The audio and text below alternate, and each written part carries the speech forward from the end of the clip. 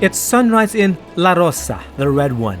And while the bolognese get ready for a new day in the city, I'm making my way to Parma, up the ancient road from Bologna, to see how two of Emilia-Romagna's most cherished ingredients are made.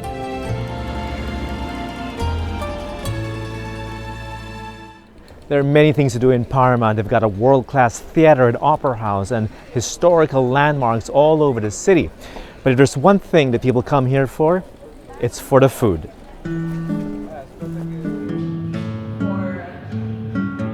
And for two products in particular, Parmigiano Reggiano cheese and Prosciutto di Parma, both of which are named after the historic commune of Parma. I'm starting at Boni, a family-owned creamery since 1912 that's among the most respected producers of handmade Parmigiano Reggiano cheese. This is where it all begins. It starts with quality milk from local farms around the Parma area. Just look how much milk is required to make Parmigiano Reggiano. One of these vats, for example, will contain 1,200 liters of milk. And just to make 2 wheels of Parmigiano Reggiano. There are a number of rules that need to be followed for cheese to be branded Parmigiano Reggiano. Everything must be sourced and crafted in a specific area of Emilia-Romagna that includes Parma, Bologna, and Modena. The milk is pumped into copper vats with whey and calf rennet mixed in, and then left to curdle. After a few minutes, the curd is broken up with a tool called a spino into small pieces the size of grains. It's amazing. The Maestro Casaro, which is the master dairyman of the plant, goes through every single vat in this floor. What he's doing is he's checking by hand the grain of the cheese. And he can tell this by holding onto it. He can tell everything about the consistency and the kind of cheese that this will produce. It's just all experience. It's all knowledge passed down through generations. It's a critical step. Lapses could create imperfections that disqualify the cheese for being certified Parmigiano Reggiano. The cheesemakers here are so passionate about their craft, they often get very poetic about what they're doing here. For example, they call this the birth of the Parmigiano Reggiano cheese. It's not just any kind of birth. It's the birth of twins. That's right, they call it the Parmigiano twins. The newborns are cradled in stainless steel rings to form a wheel. Stamps and codes on the rind indicate the identity of each one, like a birth certificate, so to speak. You can take the birth metaphor even further. You see, if the previous hall was the delivery room, this is what you might call the nursery. Yes, these very young infant cheeses are resting here, just sleeping, like a baby would. And then they're bathed in brine. Parmigiano Reggiano is only made up of 3 things: milk, rennet, and salt. Remove the salt, it's not Parmigiano Reggiano. It's what gives the cheese its distinct flavor.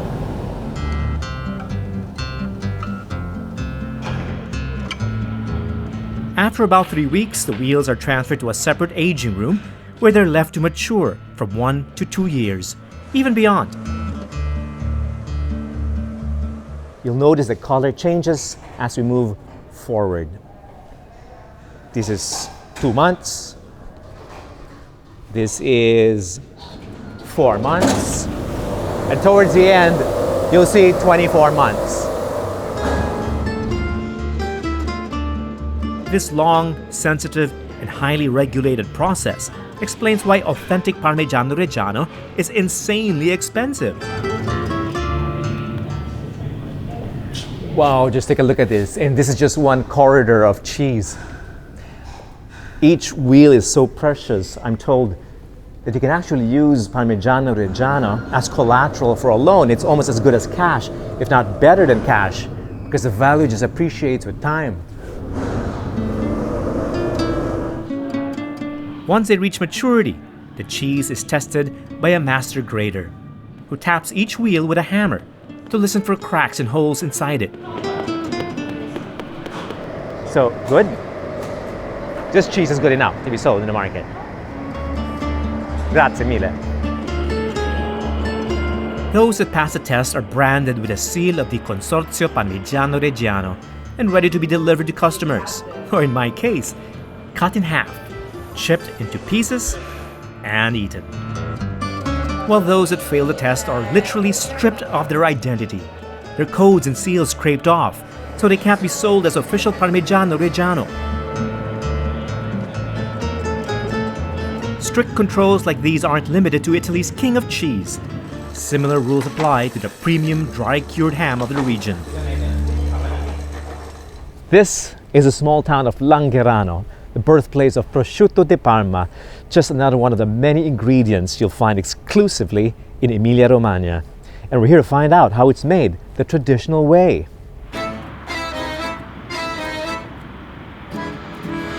I'm meeting Mirella Galloni, granddaughter of the founder of Galloni, a family-owned company that supplies Prosciutto di Parma to the world's best restaurants and epiceries.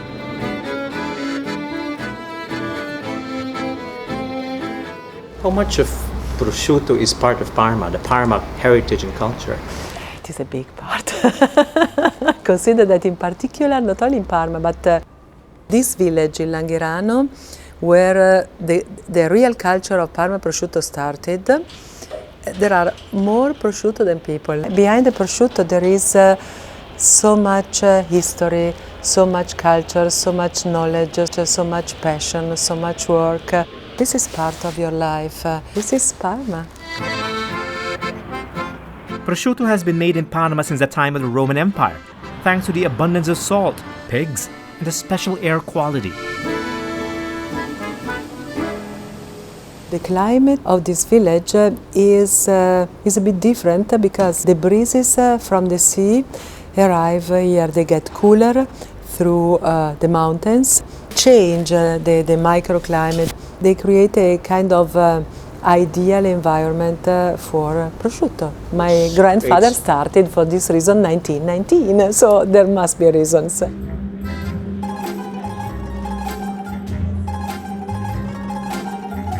It doesn't take much to produce prosciutto.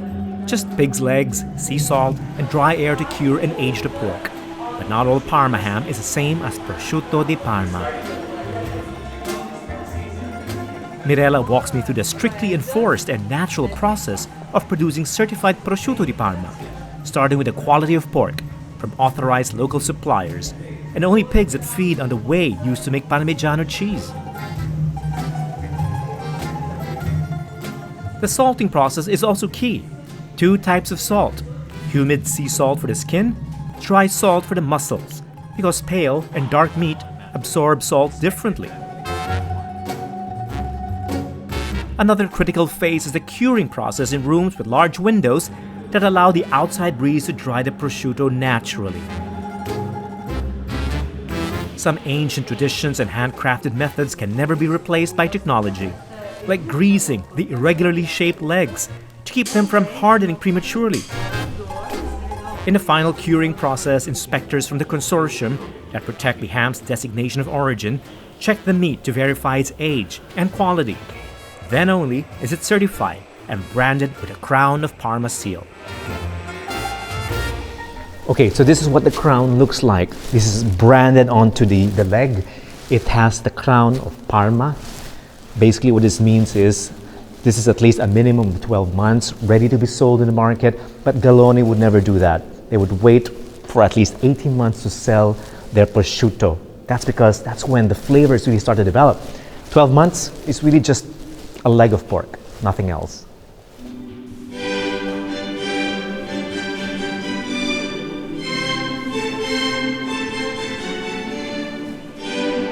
Galloni's cellar with Prosciutto di Parma, aged 18 to 30 months, reminds me so much of how rare wines are showcased to collectors, with a touch of theater. But why not? The price of handcrafted Galloni prosciutto is about the same as some Grand Cru bottles. Like fine wine, there are prosciutto tasting techniques. I'm trying Galloni aged 24 months, just about when the flavors peak. The ham should be sliced thin enough, so you can almost see right through it. Usually for a tasting, it is nice to smell a bit. You have to touch the prosciutto to check the texture. The prosciutto must be tender, but also firm. Tender and firm at the same time. Yes. Please don't remove the fat. And then you chew. Usually you perceive the salt after around 15 seconds of chewing in a professional tasting.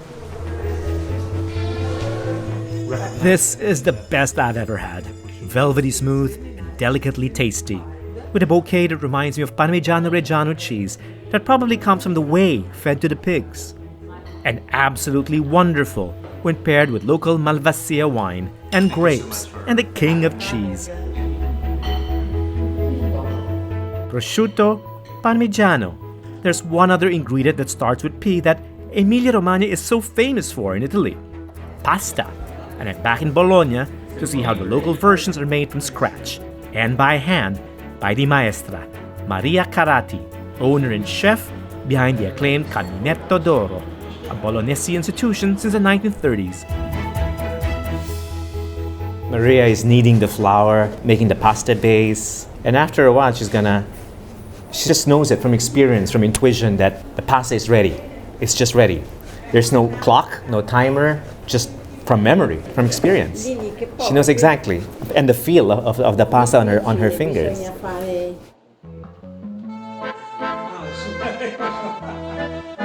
Compared to pasta from the south, the Emilia-Romagna variety has a deep yellow shade because of the generous amount of eggs in it. It's also richer, with 2 types of stone milled flour to make it. At 82, Maria has been cooking pasta since she was a teen. Those 70 back-breaking years have taught her how to turn the dough into perfectly thin flat sheets, with nothing else but her trusty mattarello. She makes some tagliatelle, ribbon pasta. That's a Bolognese specialty.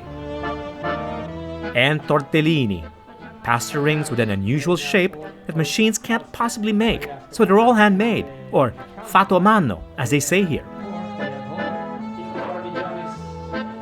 Her tortellini follows the Bolognese tradition, with a filling of prosciutto, mortadella, parmigiano, and ricotta, wrapped in pockets the shape of a navel. The pasta can be served as a meal in itself, or with broth, in brodo. Again, this is where our experience comes in. When you have all these decades of experience making pasta day in, day out, you just know it at the back of your mind. It's just part of your life, right?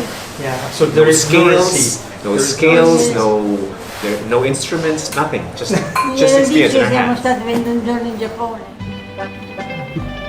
Today, most locals buy ready-made pasta, but ragu, the city's famous meat sauce, is so special. Families insist on making it themselves, and it's nothing like the spaghetti bolognese we have back home. We want to tell you the spaghetti bolognese don't exist. That is important, eh? You know, the spaghetti bolognese don't exist, except in America or everywhere in the world, but not in Bologna. In Bologna we make tagliatelle, the flat pasta you see before. Okay, and for the ragu, okay, we don't use garlic. This is the second. That's right. Second myth. The Yeah. second myth about bolognese or ragu is we garlic. don't use garlic. No garlic. No garlic. Okay. If you try now and try the Paolo is just as passionate about ragu as his mama, Maria. And like the proud Bolognese they are, they show me how it's made in Bologna. Finely chopped sofrito cooked in olive oil, and raw beef shoulder and pork loin added in the mixture. Guanciale, pig's jowl, is also used to add richness to the flavor. Pepper and salt as needed, a glass of red wine, and a cup of milk. Oh, okay. That's a secret. Okay, some milk. Then the pomodoro is mixed and left to simmer for 3 hours before it's finished. I have only one word for this dish: la grassa. Paolo recommends pairing ragu with wines from Emilia-Romagna. The high acidity of the local varieties help balance the fat in the rich meat and cheese diet of the Bolognese. Oh, just perfect, no? yeah. Now it's open. It's so balanced, That's and it's it, starting yeah. to open up. Yeah. First myth about bolognese. Second myth, there are no good wines in Emilia-Romagna. In Emilia-Romagna. That is not true. There are That good is wines not true, in yeah. Emilia-Romagna. Romagna. So, Paolo, let me ask you about Emilia-Romagna cuisine in general. How would you describe it? I mean, if there's a general way to describe the cuisine here. Homemade, Homemade, yeah. They produce in our tradition. homemade and handmade. Homemade and handmade, yeah.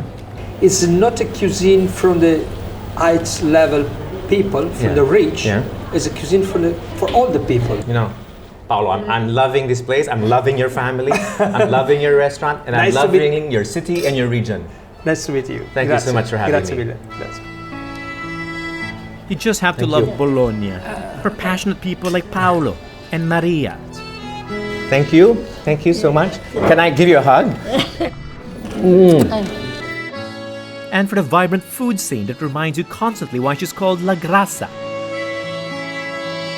And the hauntingly beautiful streetscape, which even in darkness evokes the city's beloved name, La Rosa.